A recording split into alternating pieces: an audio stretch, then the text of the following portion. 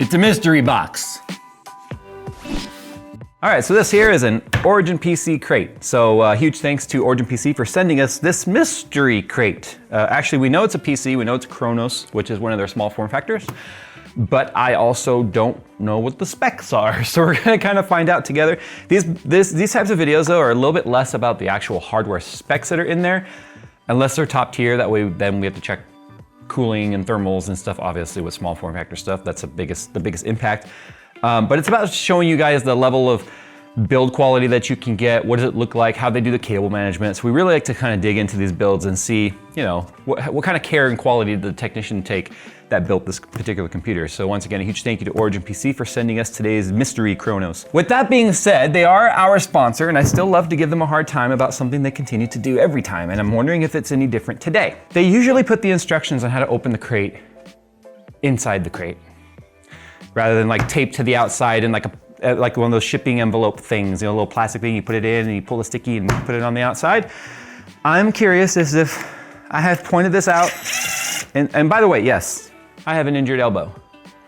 Write down your best fan theory of how Jay injured his elbow in the comments below, or better yet, go over to Instagram or TikTok where you can also tell me, Jay, stop whacking it.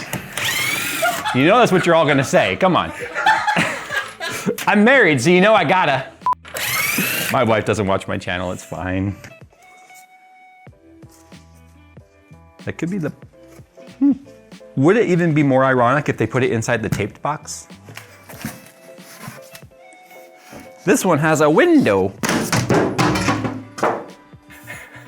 Put some little antennas on there. So as you can see, it continues to get smaller and smaller as we go through all the packaging. Like I said, it is a small form factor build. This is the Chronos. We'll put a link down below, you guys can check it out.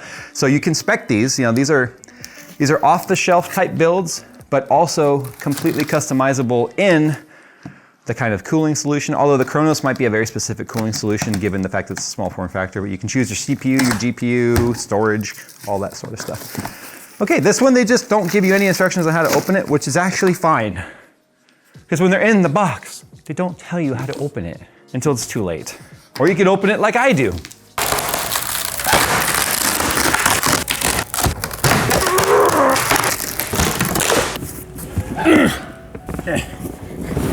Easy. So with every Origin build, you get a mouse pad, Origin PC mouse pad. You get a t-shirt. So it's got some Origin stuff, like different Corsair companies. So you got Origin, you got Elgato, you got Scruff, and then, I can't tell what that one is. But anyway, remember, this is a Corsair company. So, but they do operate completely independently of Corsair, by the way, if you guys were wondering that. These are gonna be like our extra power cables and stuff. Because of our power supply being modular, they do provide you all the extra cables if you were ever to expand the system. Now this being an SFF, expanding it is very unlikely, but if you were doing regular mid-tower, full tower, whatever, you want to add more storage or anything that requires SATA plugs that maybe there's not enough of them that are pre-installed, you get those.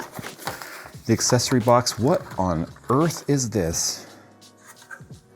Never seen that before. That's like that's a ROG, like DAC interface BIOS. Look, there's a BIOS reset button on there. Okay, that's separate. I've never seen this before. Little key tag, you get your key tag and stuff. Here's your antenna, which is magnetic. This is our USB-C cable, which I'm assuming is for this guy. So, and then you got your badges and, like I said, key tags and all that stuff. So just some of the small accessories that come with like the motherboard and whatnot, you're gonna find in that box. This is what we all care about right here though.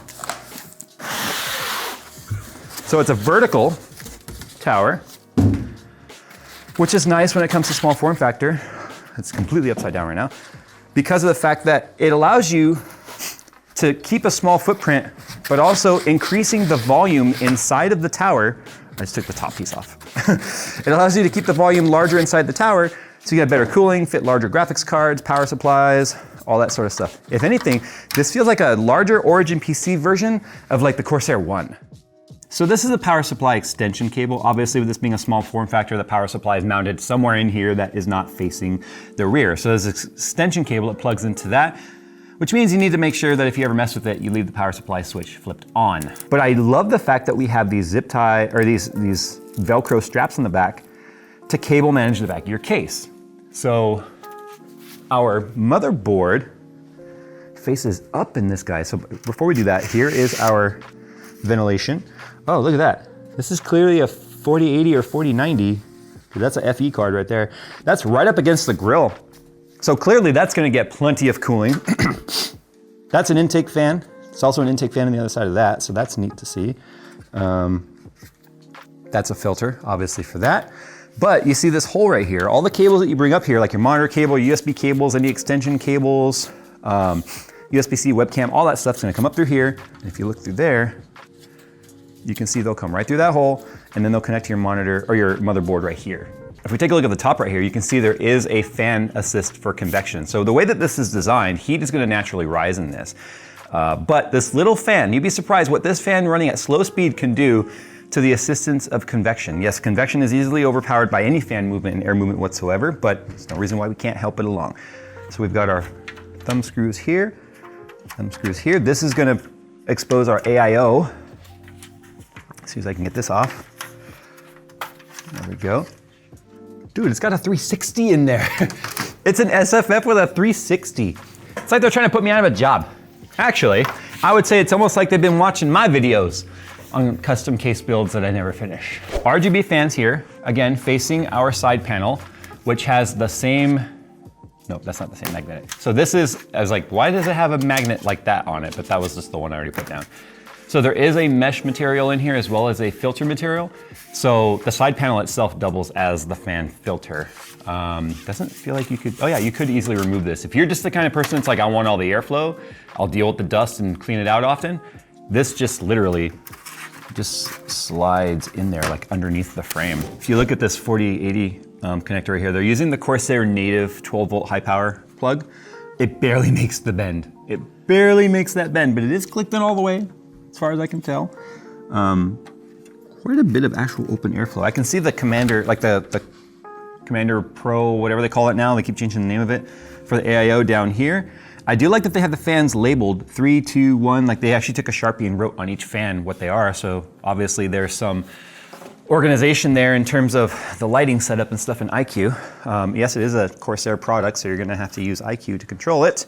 Let's take this panel off and see what we've got on the actual motherboard side. Full-size ATX power supply, so that's nice, especially with how much power like modern graphics cards and stuff pull. I mean, the 4080 is a 450 watt power supply. Clearly, or 450 watt graphics card, so it can pull a lot of power. Clearly this is an Intel build. I did not know what platform this was gonna be. So it's an ITX board, it's an ROG Strix Z790i gaming Wi-Fi. It does not say 4, so that means this is gonna be a DDR5. It'll have a 4 in the number, in the board number if it's a DDR4 version. What I wanna look at is I wanna see how we can access the inside. I think it's these two screws right here. Because one of the things I like to look at with these builds is serviceability. If you ever need to get into the inside. So does this just fold down? Yay, I figured as much. Who puts a SATA drive in computers these days? Origin, what is this? SATA drive? With the pricing of drives these days, SATA is almost as much, if not more, than NVMe. However, we do have a limited amount of drive access or slots in an ITX motherboard. I love the fact that they have fan grills on all of the intake fans, right here. On the inside, fan grill, fan grill, fan grill. That way, if any of these wires, which as you can see, do kind of push that way, you're not gonna get the sounding like you put a baseball card in the spoke of your old bike going down the street because you're a kid in the 80s wanting to feel like you got a motorcycle as a kid. I lived that life. I've survived that life. By all accounts, by me being an 80s kid, I should not be alive today based on the things that apparently are bad today. You know, what I find kind of most impressive here is the fact that Origin was able to at least get these all managed up in a way that it's not just exploding everywhere, because remember, Corsair has so many cables for their fan setups and stuff. I kind of wish this was an RGB fan on the top, but this is clearly an airflow fan with the amount of blades and stuff that it has, which is, you know, obviously gonna be the most benefit. But this is nice to see, a full-sized 360 rad in here, because even if this is not a 13900K, if it's like a 13700, it can still get warm. All modern CPUs, AMD and Intel, get pretty warm, even the i7 versus the i9. Ask Phil how he knows. But anyway, in terms of the orientation, this is still not a problem. If you look at the height of everything here, the top of the rad is higher than the pump.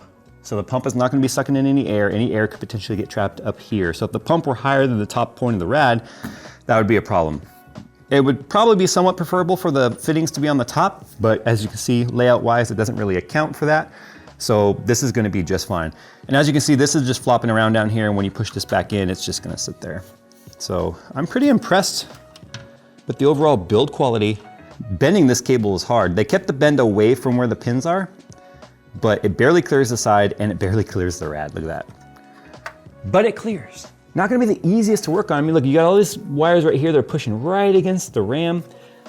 In terms of airflow though, it's awesome to see all of these fans are gonna be blowing right across the motherboard, right across the RAM. So you're gonna have cooling for your drives, your motherboard VRM heat sinks and stuff. No issues there. It is a little bit reversed from the graphics cards blowing that way and those are blowing that way. So they're gonna kind of impact and then push up on the air. So I'm curious as to what the fan noise sounds like in here because that can create some turbulence. So you know what we gotta do next? We gotta fire it up. All right, so we got it set up. As you can see, we've got our 6 intake fans, which are set to red right now. IQ is how you're gonna control pretty much everything in this case because it is using like Corsair products. Look, they even did my logo on there. Anyway, in terms of footprint, it is only 10.5 inches long, and that's this many millimeters, and 8 inches wide, which is this many millimeters. So 10 by 8 is the footprint that the case itself is taking up, which means even though it's a very small chassis, because it's a shoebox kind of shape, upright, same reason why skyscrapers exist in downtown. There's not enough real estate on the ground, so you gotta go up. The same thing happened with this.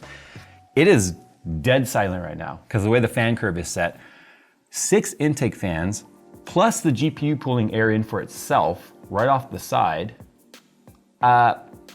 Initially I was like, if this is a 13900K, I'm worried about its temperature, but I'm a little less worried at the moment, as long as it's not like super overclocked or whatever. As you can see, we've got the little hub right here, which gives us our volume control, BIOS flashback on it, 1 button overclocking. I mean, we're not gonna touch any of the overclock stuff right now. I wanna see how it's performing out of the box.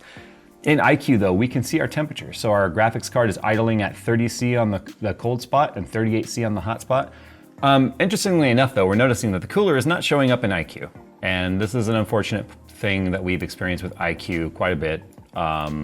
Yeah, so clearly it was working at some point. They have the fan speeds configured. They have the red RGB set because it matches everything else. All these fans and stuff are connected to the cooler and it's Commander Pro deal, but it's not showing up in IQ, which is extremely frustrating.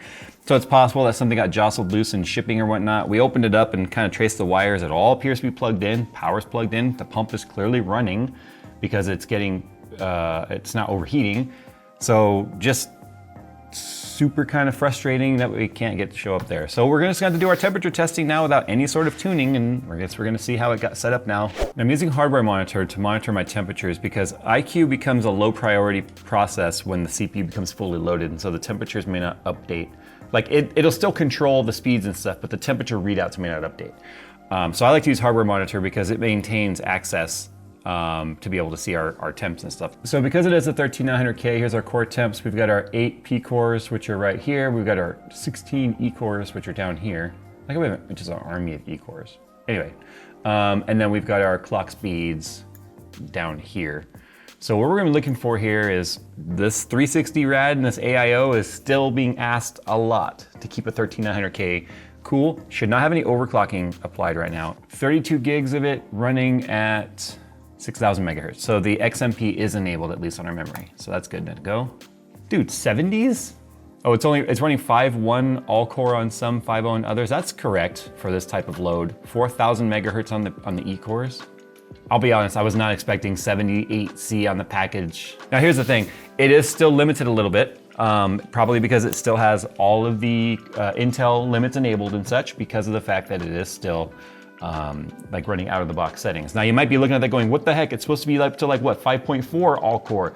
That has all of the factors that have to be taken into account. What is your power limit? What is your power amp max? What is the turbo timer set to? What is your thermal velocity boost? And is it enabled? Is it disabled? So these out of the box settings are very conservative. Now the temperatures are really good. If I push this, okay, that's just the on off toggle button. So I'm gonna do a restart now with that button enabled. We'll do the updates and all that stuff that we're sitting here pending. I still don't know why our cooler doesn't show up, but the fans are ramping up like they're supposed to as the fluid starts to get warmer. I've experienced this before with iCUE. Sometimes it's a versioning thing. I did update iCUE, it still doesn't show up. I just don't remember how I fixed it in the past. Obviously, you would have to reach out to Origin PC customer support to be like, I don't see my cooler in here. And that, they can help you with that. I can't, because I forgot. Okay, we definitely have the AI optimized overclocker going because now it's hitting up to 6 gigahertz single core. So we had a 36,000 and some change last time. Let's see if it can not hurt itself here. Let's just run multi-core.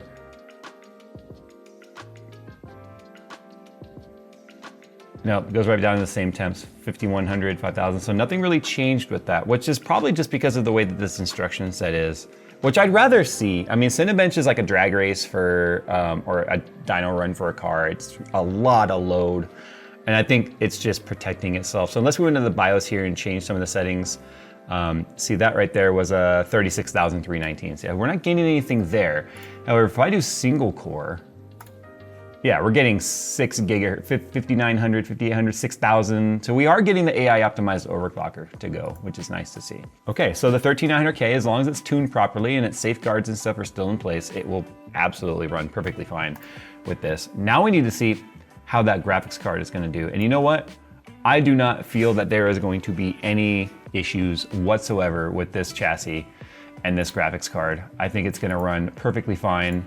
So the RTX 4080, and I believe I said earlier it was a 450 watt card. It's actually not, it's a lot less than that. It's like a 330 watt card, I believe it is. So I had to correct that. But it's running pretty cool at the start. So 60C already on the GPU, the hotspot's at 70. It's pulling about 300-ish watts, goes up to about 303 as you can see.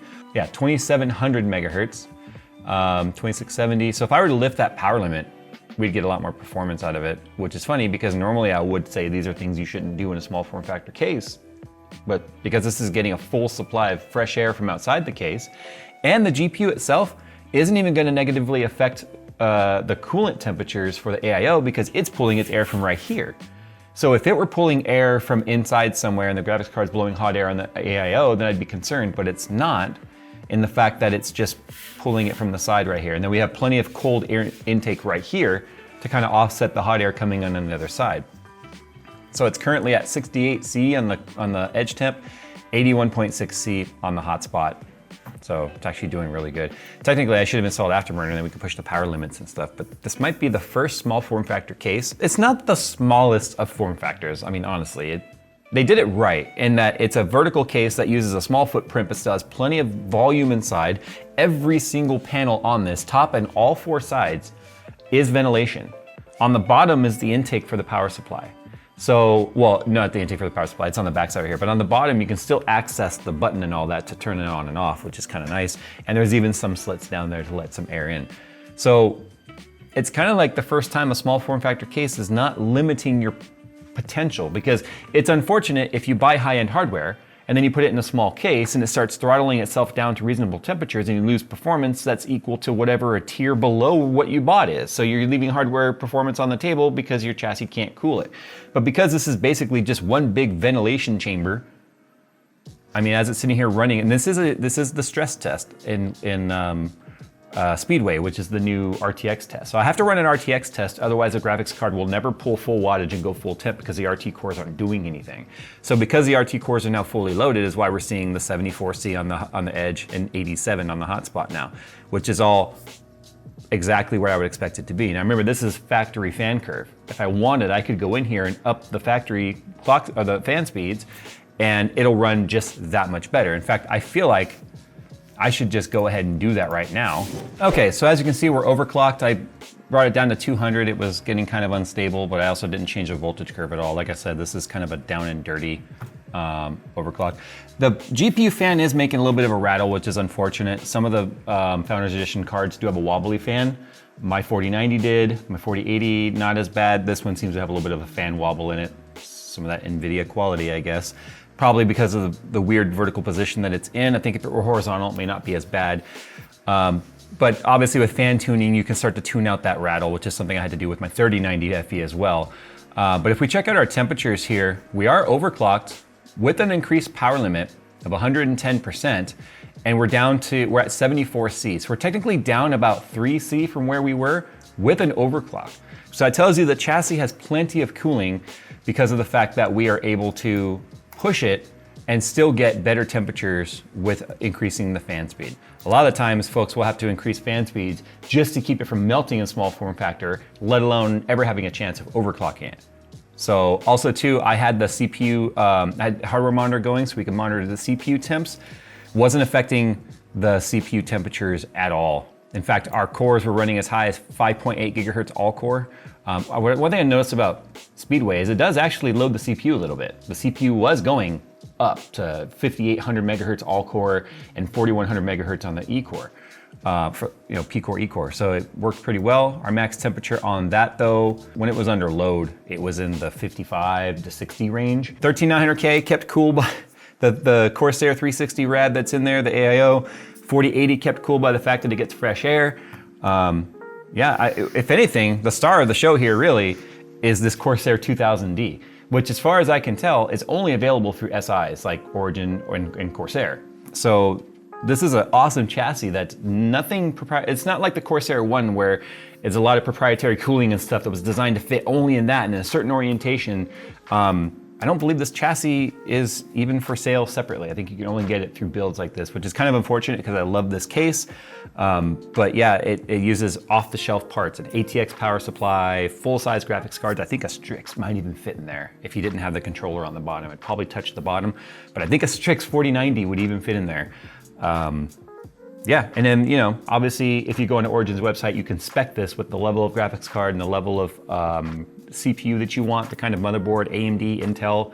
The cool thing about SIs is you sort of pick the parts from the shelf that you want, they're all in the drop down, and then they'll build it for you. And of course, they've got their customer support and their warranty and all of that come with the systems. And as you can see, you can even get the crating service if you want to make sure it arrives nice and protected. Anyway, thanks to Origin PC once again for sending us the Chronos to take a look at. You guys should go and take a look at it as well by clicking the sponsored link down in the description below. Start playing around with the configurator. I don't know about you, when I'm bored, I like to go to different PC building websites and just start clicking buttons and seeing what I can build, and what it would cost and all that. Pricing is starting to become much more reasonable on main components. Graphics cards are still a little weird, but slowly but surely, things are starting to become somewhat back to the realm of normal. But there you go, the Chronos, if you've got limited space, but you don't want limited performance, you're able to get all of it in one small footprint of 10 inches by 8 inches, which is pretty sick. All right, guys, thanks for watching. Sound off down below how you guys feel. And don't forget, head over to Instagram or Twitter or TikTok and make sure you tell me how you think I hurt my elbow.